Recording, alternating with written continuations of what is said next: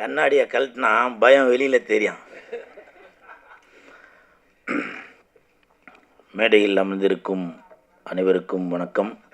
மேடையை நோக்கி அமர்ந்திருக்கும் உங்களுக்கும் வணக்கம். பத்திரிகை நண்பர்கள், ஊடக நண்பர்கள், இணையதள நண்பர்கள், பிஆர்ஓ புவன் வந்திருக்காரா, அனைவருக்கும் வணக்கம். மேடையில் பேசி கைத்தட்டல் வாங்குகிற அளவுக்கு நான் பெரிய பேச்சாளர் இல்லை. தயவு செஞ்சு நீங்களே ஒரு தடவை கைத்தட்டிருங்க. இந்த கைத்தட்டல்கள் அனைத்தும் காதல் கதை சொல்லவா அந்த டீமுக்கு தான் போய் சேரும். இந்த படத்தில் இயக்குனர் நான் ஷூட்டிங் ஸ்பாட்டுக்கு போயிருக்கப்போ நடித்து காமிச்சார். இப்போ கண்ணாடியை கழட்டுறேங்க. அப்படி ஒரு நடிப்புங்க சார். நான் அன்றைக்கே உங்களுக்கு ஸ்பாட்லேயே சொன்னேன். அதனால தான் நேஷ்னல் அவார்டு, நிறைய அவார்டு எல்லாமே கேரளாக்காரங்க வாங்கிட்டு போகிறாங்க. அப்படி ஒரு பர்ஃபார்மன்ஸு அதை நடித்து காமிச்சார். அந்த ஸ்பேனரு அந்த இதெல்லாம் அப்படி எடுத்து வைக்கிறதெல்லாம் இன்னமும் எனக்கு கண்ணு முன்னாடி அப்படியே இருக்குது சார்.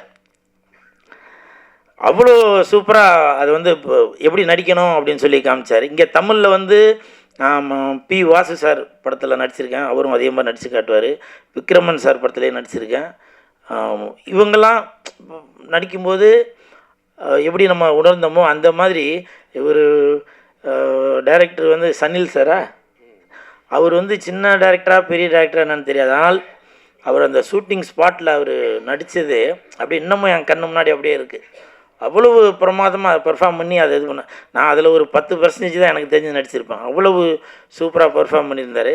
அவருக்கு என் மனமார்ந்த வாழ்த்துக்கள். அதே மாதிரி peppermint sir, you don't worry sir, I have little English. இல்லை இவர் வணக்கம் சொல்கிறார். அப்போ அவர் பெப்பர்மெண்ட்டா இவர் பெப்பர்மெண்ட்டா? கருப்பு சொக்கா தான் பெப்பர்மெண்ட்டா? அப்போ அவர் வெள்ளை சொக்கா? அவர் ஏதோ Tamil English sir.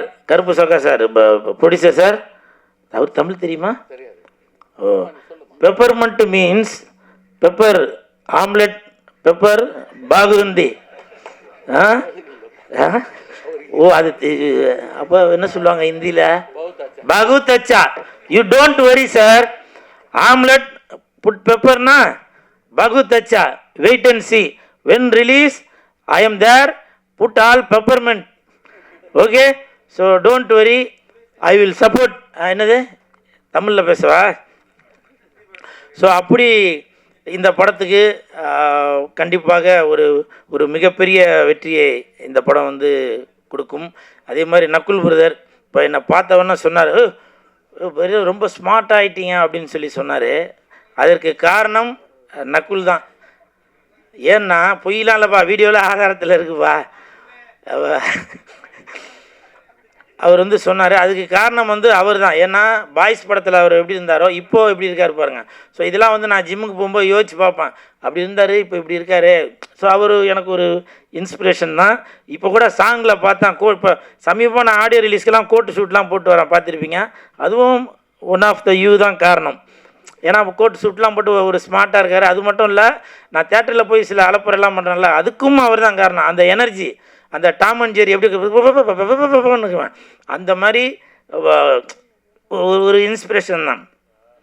So Nakul பிரதருக்கு வாழ்த்துக்கள். அதுக்கப்புறம் பொக்கே கொடுத்தாங்க. பொக்கே கொடுத்ததுக்கு மிக்க நன்றி.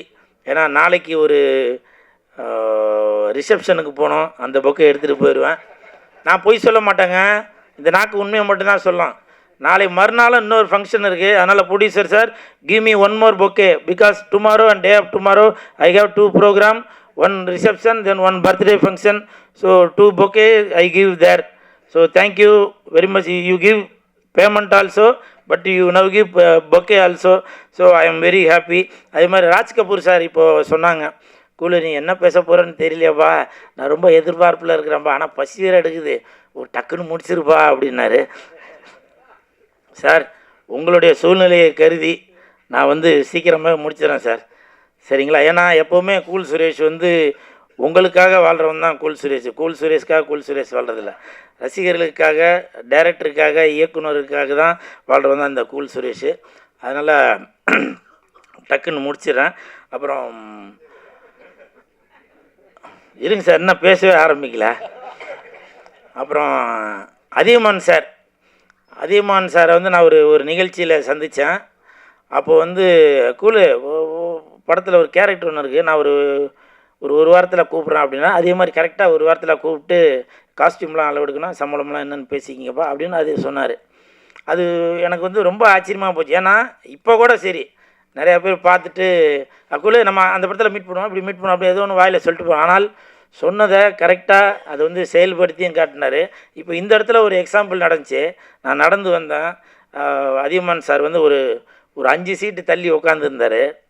அவர் நான் போய் வணக்கம் சொன்னேன். அந்த 5 சீட்டு தள்ளி அவர் எழுந்து இப்படி கை ஊற்றிட்டு உட்காராருங்க.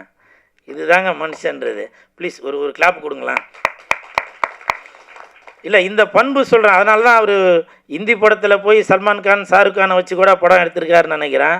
அந்த பண்பு தான் இன்றைக்கி பாருங்க. நான் ஒரு சாதாரணமானவன், எனக்கு எழுந்து நின்றுலாம் கை கொடுக்கணும்னு அவசியம், ஹலோ அப்படின்னு சொல்லிட்டு போயிருக்கலாம். ஆனால் அந்த பண்பு பார்த்தீங்களா சார்? அதியமான் சார், நீங்கள் அதியமான் மட்டும் இல்லை, அசராத மான், அன்பான மான், பண்பான மான், பாசமான மான். நீங்கள் போயிருக்கீங்க அந்தமான், அதனால தான் இந்தி நடிகரை இயக்கியிருக்கீங்க சல்மான். உங்களுக்கு என் மனமார்ந்த வாழ்த்துக்கள். அப்புறம் படத்தோட பேர் பார்த்தீங்க காதல் கதை சொல்லவா. நான் ஒரு கதை சொல்லவா? இது என்ன கதைன்னா, நான் என்னோடய முதல் படம் வந்து காதல் அழிவதில்லை, என் தலைவன் டிஆர் ஐயா அவர்கள் இயக்கி இசையமைத்த படம். அந்த படத்தில் வந்து ஒரு பாட்டு ஒன்று வரும், விரலை வச்சா விசில் வரும், கண்ணை செஞ்சா காதல் வரும், விரல் விசிலு அப்படின்னு ஒரு பாட்டு ஒன்று வரும். அப்போது என்னோடய பைக்கில் 2 கன்று வச்ச பைக் அது. ஒரு சைடில் வந்து விரல் விசிலு அப்படின்னு போட்டிருப்பேன், இந்த பக்கமும் கண்ணை செச்சா காதல் வரும் அப்படின்னு சொல்லி அது போட்டிருப்பேன். அது அந்த நேரம் அப்படி ஒரு பந்தாவாக அப்படி இது பண்ணிகிட்டு இருந்தேன். அந்த விசில் இப்போது விஜய் சாருக்கு கட்சியில் சின்னமாக இது கொடுத்துருக்காங்க. அவருக்கு மனமார்ந்த வாழ்த்துக்கள். இப்போ உங்களை பொறுத்த வரைக்கும் அது வந்து கட்சியில் சின்னமாக கொடுத்துருக்காங்க விஜய் சாருக்கு. இப்போ கூட நான் இந்த காதல் கதை சொல்லவா படத்தில் நான் ஒரு கதை தான் சொல்கிறேன். ஆடியோ ரிலீஸில் இதை கண்டிப்பாக சொல்லி ஆகணும். இது வந்து ஒரு சின்னமாக இருக்கும். ஆனால் நான் காலையில் 6 மணிக்கு எழுந்துக்கிறது, வீட்டில் குக்கர் விசில் அடிக்கும். 8 மணிக்கு குப்பை வண்டி வந்து விசில் அடிக்கும். 10 மணிக்கு நான் பஸ்ஸில் போகும்போது கண்டக்டர் விசில் அடிப்பார். 12 மணிக்கு நான் படம் பார்க்குறதுக்கு தேட்டருக்கு வரும்போது ரசிகர்கள் என்னை பார்த்து விசில் அடிப்பாங்க. 3 மணிக்கு என் பையனை ஸ்கூல்லேருந்து கூட்டிகிட்டு போகிறப்போ அப்போ பிடி வாத்தியார் விசில் அடிப்பார். இப்போ கூட காதல் கதை சொல்லவா இந்த ஆடியோ ரிலீஸ் ஃபங்க்ஷனுக்கு நான் இங்கே வந்திருக்கப்போ நான் காரை ரிவர்ஸ் எடுக்கும்போது செக்யூரிட்டி விசில் அடித்தார். லெஃப்ட் வாங்க, லெஃப்ட் வாங்க அப்படின்னு சொல்லி சொன்னார். அது மட்டும் இல்லை, நைட்டு 11 மணிக்கு மேலே எதுனா நீங்கள் தப்பு தண்டா ரோட்டில் எதனா பண்ணினீங்கன்னா போலீஸ் வந்து 11 மணி ஆச்சு கிளம்புங்க அப்படின்னு பீச்சிலலாம் கூட சொல்லிகிட்டு இருப்பாங்க. அப்படி இந்த விசில் வந்து எல்லாத்துக்கும் பயன்படுறது. இதை வச்சு நான் வந்து விஜய் சாரை வந்து ஏதோ மறைமுகமாக ஏதோ சொல்கிறேன் அப்படின்னு. அவர் வந்து என்னோடய அண்ணன், சரிங்களா? நான் அவருடைய தம்பி. தயவு செஞ்சு நீங்கள் ஏதோ இன்டெரக்டாக வேறு எதுவும் போட்டு விட்டுறாதீங்க. ஏன்னா நான் எது பேசினாலுமே அது இப்போ கூட இந்த தங்கச்சி சுமையாக என் தலையில் சுமையை வச்சுட்டு போயிட்டோம்மா. நான் ஏதோ ரிவ்யூ கொடுக்குறாரு, நல்லா கொடுக்குறாரு சொன்னால் அவர் நெகட்டிவாகவே கொடுத்துட்டு போகிறாரு அப்படின்ட்டீங்க. அந்த மாதிரி நான் எப்போவுமே விஜய் சாருக்கு சப்போர்ட்டாக உள்ள ஆள் தான். அதுக்காக நான் டிவிக்கான்னு கேட்காதீங்க. எனக்கு ஒரு கட்சி இருக்குது, சிஎஸ்கே கட்சி, கூல் சுரேஷ் கட்சி, சரிங்களா? அதுக்கு நீ ஓட்டு போட்டுருமா, சரிங்களா? இதுதான் இந்த விசிலோட கதை, சரிங்களா? அப்புறம் ஒரு ராஜ் கபூர் சார் இப்போ சொன்னாங்க என்னை பற்றி எதுவும் 2026 நான் ஜெயிப்பேனா அப்படின்னு. தம்பி, நீங்கள் வரும்போதே பார்த்தேன் விசில் அடிச்சிங்க, கண்டிப்பாக நீங்கள் ஜெயிப்பீங்க அப்படின்னு சொன்னீங்க.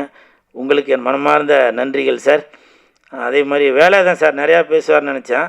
அந்த வேலாயுதம் சார் மைக் எடுத்தாக நிறையா பேசுவார், நீங்கள் கொஞ்சம் தான் பேசியிருக்கீங்க. ஸோ வேலாயுதத்துக்கு வித்தியாசம் இருக்குது போல். வேலாயுதம் அது யார்கிட்ட இருக்குன்றது தான் முக்கியம்னு நினைக்கிறேன். நன்றி. இந்த காதல் கதை சொல்லவா மிகப்பெரிய வெற்றி அடையும். விரைவில் தேட்டரில் ரிலீஸ் ஆகும்போது நான் உங்களை அங்கே சந்திக்கிறேன். நன்றி நன்றி நன்றி. நானே கை தட்டிக்கிறேன். ஏன்னா என் பேச்சில் நீங்கள் மயங்கிட்டீங்க, மெய் மறந்து போயிட்டீங்க. நன்றி, வணக்கம்.